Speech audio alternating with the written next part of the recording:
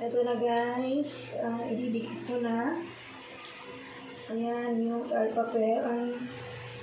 By the way, ang sukat nito is short. Short naman paper. At syempre, recycled lang ang papel. Ang mga likod dyan ay mga sulat din para recycle. Ayan, para tipid.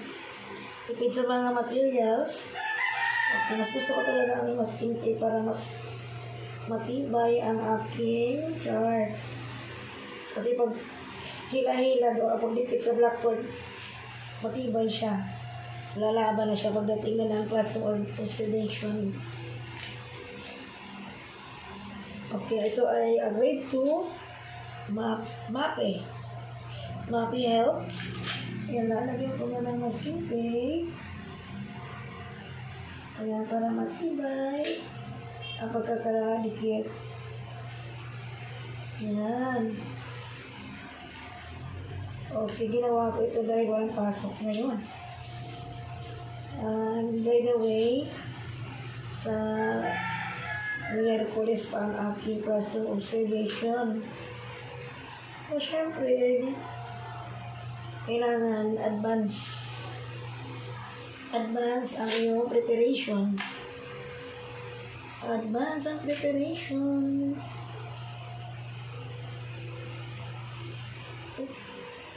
Parang hindi yata pantay. Patuloy ko muna para mag-balance. Ayan, matibay na siya. Okay. At mas maganda talaga sa sahig siya latag kasi flat na flat.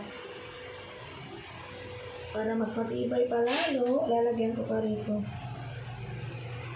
Ayan. Hanggang sa mabuo na siya mamaya. Sa ano pa lang ito? Group 1.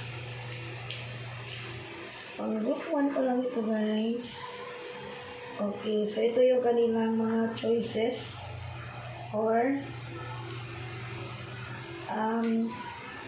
bali, ang gagawin kasi nila, lalagyan nila ng o mag-drawing sila ng masayang mukha kapag ang nasa larawan ay ligtas gamitin at malungkot ang mukha naman kung hindi. Kaya maya-maya matapos na rin ito.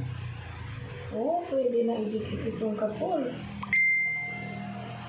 Aba, okay ah. Ayan, simple lang naman. Okay, ang gamit ay recycled paper para tipid. Pwede rin long. Depende sa format po ng inyong papel or ang gamit kasi nito na format ay yung publisher. Publisher siya. Kasi pag walang publisher, hindi ka makakreate ng papel. Ayan, very simple lang siya guys.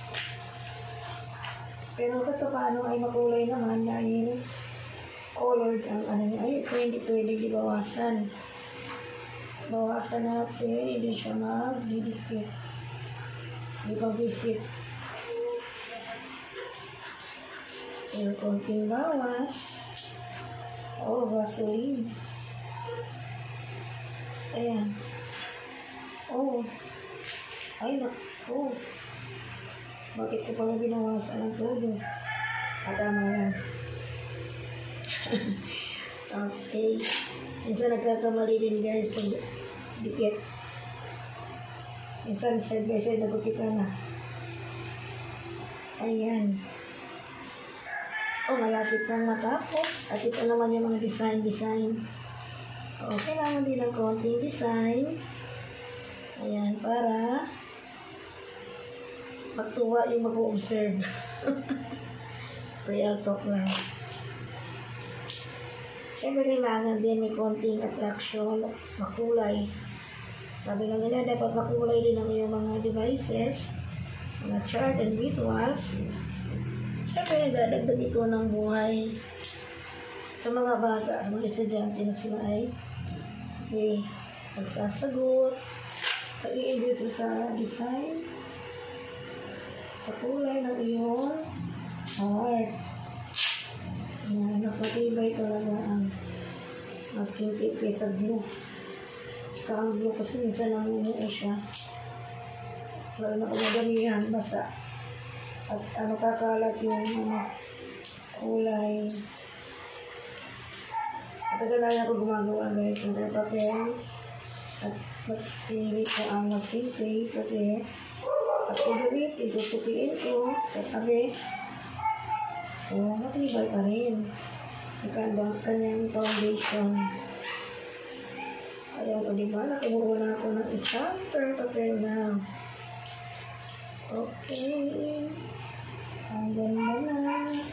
Yun, meron pang hindi nadikitan. May konti pa hindi na nadikitan. Ito. Ayan, malapit na. Medyo nawala na yung dulo. Ang mas stress ka. Okay, ayan. Dikit-dikit lang. Dikit lang tayo guys. Nakabuo na ng tar papel. Kaya tinawag na tar papel dahil gawa lang sa papel. Literal na papel. Check lang natin kung meron kang hindi nagaksan. Si tuit na ito ay matibay. Ayan na, buo na ang aking dishwash para sa groupings. At isa pa lang ito. Later naman, yung tatlo pa. Thank you guys. Thank you for watching.